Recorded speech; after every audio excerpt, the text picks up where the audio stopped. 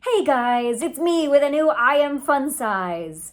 So, this is a topic that has been on my mind a lot lately.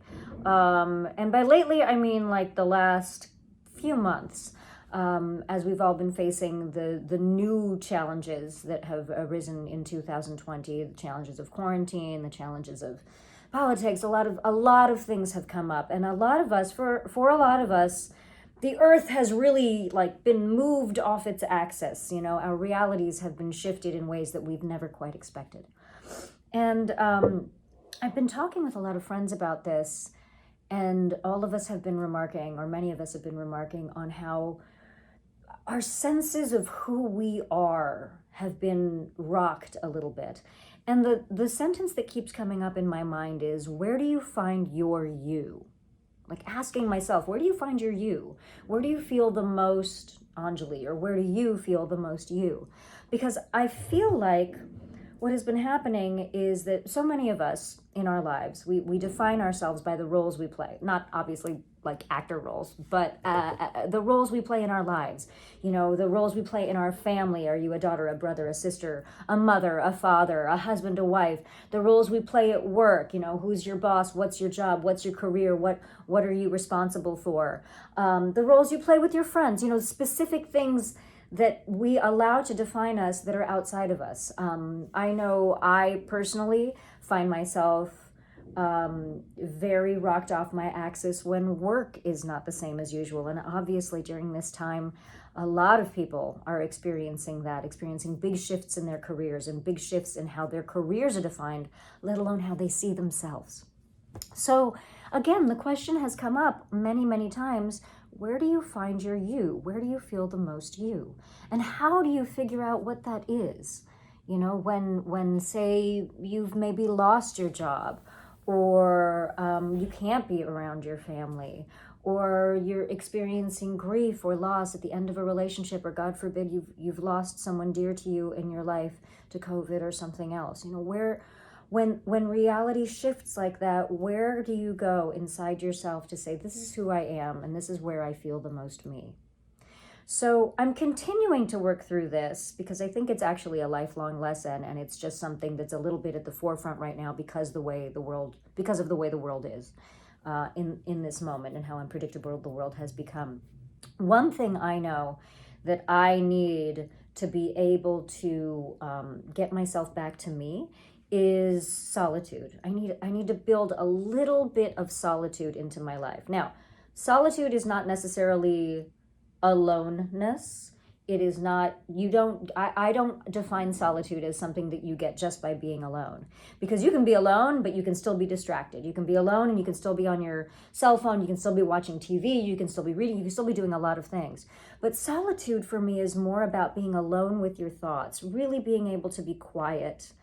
And not the spinny kind of thoughts about like, what should I do? What do I have to do here? What do I have to do today? All the to-do list and all of that stuff, but just solitude and breathing deep and sitting with yourself and taking a moment to check in with yourself as if you were another person sitting there with you and checking in, and asking. I find that I need to ask myself, what do I need in certain moments? What am I missing in certain moments? What am I aspiring to? What are the actual current circumstances that I'm in, and how can I achieve the things that I want to achieve in this moment, given the challenges of the moment?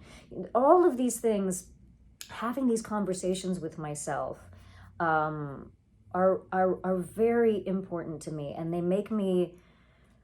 they just get me much more in tune with who I am, separate from social media, separate from work, separate from my family even, separate from the ones I love, separate from Charlie. What is it that defines you? I also find that one question that helps me that is asking myself, where is my attention most focused in my life right now, and do I feel like that is making me feel more myself or more detached from myself? If I'm spending too much time on Twitter, on Instagram, or doing all of those things, I'm definitely not connecting with who I am at my core. if I am thinking about what other people think of me and worrying more about that, I'm not giving of the actual unique combination of things that makes me me. And when I say I am not doing this, this is for you guys too, because these are just things that I try to be able to, what's the best way to put this? You all know that I personally believe that all of us have a unique gift and unique set of circumstances and set of things that make us who we are. And it's important that we stay in touch with that rather than what the world defines us as, and rather than what outside things define us as, because without that voice, the world loses your unique voice. So I guess what I'm trying to say here is, during this time, it's very easy for us to be focused on what we don't have and what we can't have, and the things that we miss, and the things that used to define us that don't anymore. And it can be very easy to think you are not the wonderful, unique human being that you are, because those things outside of you are not there. And I am here to tell you, you are that person. You are that incredibly unique, lovable, and loving human being. And it's very important for you to stay in touch with that person so that we, in the rest of the world, can receive your gifts and you feel free to give them. So, yeah. I think I'm going to leave this here, and you guys do me a favor and comment and let me hear a little bit about what you're doing to stay in touch with yourself amidst all the chaos and amidst all the noise. And I know it's weird to be saying stay away from social media when I'm giving you this message on social media, but do try to take a minute or 5 minutes or 10 minutes or however much time you can today to sit with your own thoughts. Wherever you have to do it, wherever you can do it. I find that if I've had to drive somewhere, sometimes I park the car and just sit for 5 minutes in the car. Because going to and from somewhere, there's always an in-between moment where you can stop. So anyway, hit me up in the comments. Send me questions at Anjali@IamFunsize.com.